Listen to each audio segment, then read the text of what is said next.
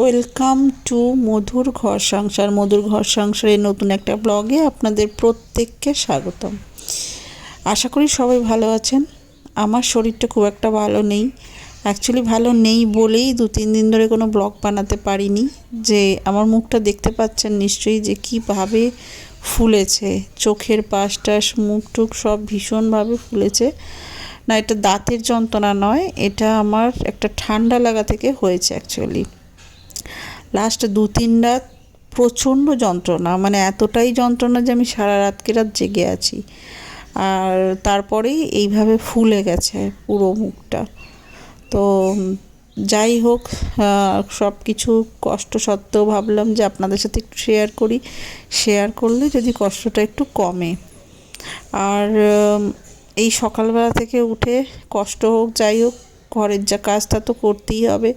ছেলেদের স্কুল আছে, পড়া আছে, সব কিছু আছে। তার মাঝখানে একটা জিনিস ভালো লেগেছে, আজকে আমাকে একজন গোলাপ দিয়ে গেছে। এই যে এত কষ্টের মাঝে এই যে গোলাপটা পেয়ে আমি খুব খুশি হয়েছি, কারণ এই লাইফে প্রথম আমাকে কেউ গোলাপ দিল।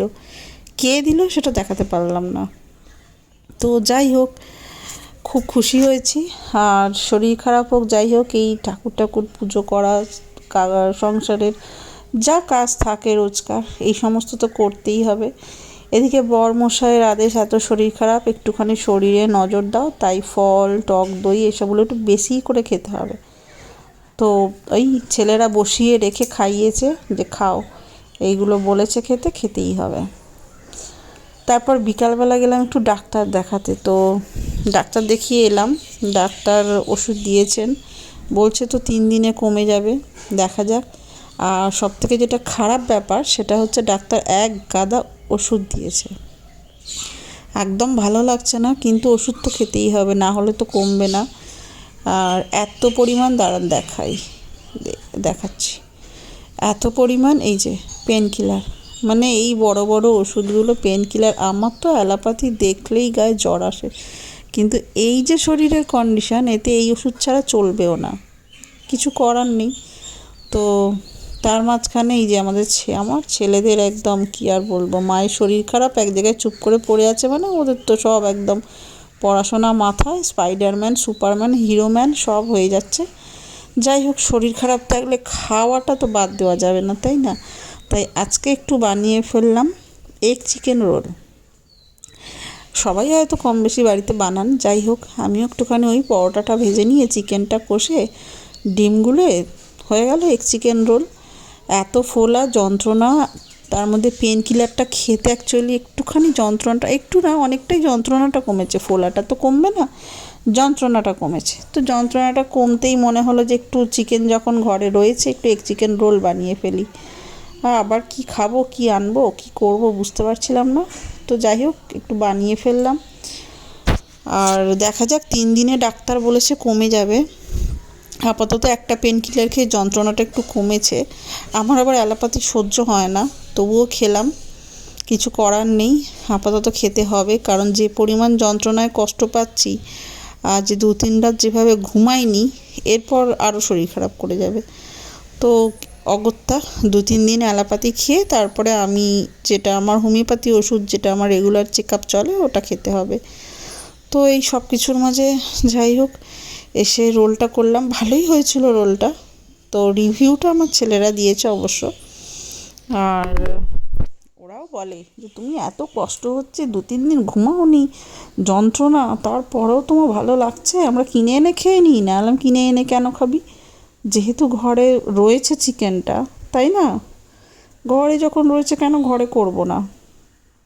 তো যাক, ভিডিও খুব ভালোভাবে আমি দিতে পারছি না, এই কারণ এই কষ্ট। তার মধ্যে যতটা সম্ভব হলো একটু একটু করে শ্যুট করে আপনাদের সাথে শেয়ার করলাম। তো যদি কিছু ভালো লেগে থাকে ভিডিওটার মধ্যে, তাহলে একটু কমেন্ট করবেন। সাবস্ক্রাইব যদি নাও করতে ইচ্ছা করে, করবেন না। আর যদি মনে হয় করবেন তাহলে করবেন, তবে কমেন্ট অবশ্যই করবেন, কি করলে ভিডিওটা আরও উন্নত করতে পারবো, ভালো করতে পারবো। যদি আপনারা একটু কমেন্ট করেন তাহলে আমার আর একটু ইন্টারেস্ট, এই শরীর খারাপ নিয়ে এই যে এইটুকু ভিডিও করেছি, এরপর এইটুকু না করে পুরোটাই করবো হয়তো। তো তার জন্য আপনাদের একটুখানি বুঝতেই পারছি, আপনারা যদি একটুখানি ইনক্রিজ করেন তো আরও ভালো লাগবে। যদি ভালো লেগে থাকে কিছু তাহলে প্লিজ একটা লাইক করবেন, সাবস্ক্রাইবটা আপনার ওপর, ইচ্ছা হলে করবেন, আর লাইকটা তো করতেই পারেন। আর যদি মনে হয় কিছু ভুল আছে বলায় বা ভিডিওতে বা এডিটিং যাই হোক, যেখানে যাই ভুল থাক একটুখানি আপনারা কমেন্টে আমাকে জানাবেন, জানালে আমার খুব ভালো লাগবে।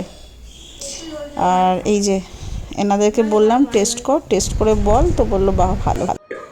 ছোটো ছেলের রিভিউ দেওয়া হয়ে গেছে, এবারে বড় ছেলে পড়তে গেছিলো অ্যাকচুয়ালি টিউশনে, তখন এলো দেখালাম। এবার ওনারটা রেডি হচ্ছে, এটা ওনার রিভিউ। তো ও বললো খুব ভালো হয়েছে, এইরকম ইন্সপায়ার বলে তো আবার বানাবো, যত যন্ত্রণাই হোক যত কষ্টই হোক আবার বানাবো আবার খাবো, তাই না? বাচ্চারা রিভিউ দিলে সেটার একটা আলাদাই ইন্টারেস্ট জাগে। ও থ্যাংক ইউ আমার এই পুরো ভিডিওটা দেখার জন্য। আর ভালো লাগলে লাইক শেয়ার কমেন্ট করবেন, সাবস্ক্রাইবটা আপনাদের উপর, ইচ্ছে থাকলে করবেন, বারবার বলছি না ইচ্ছে থাকলে নাও করতে পারেন।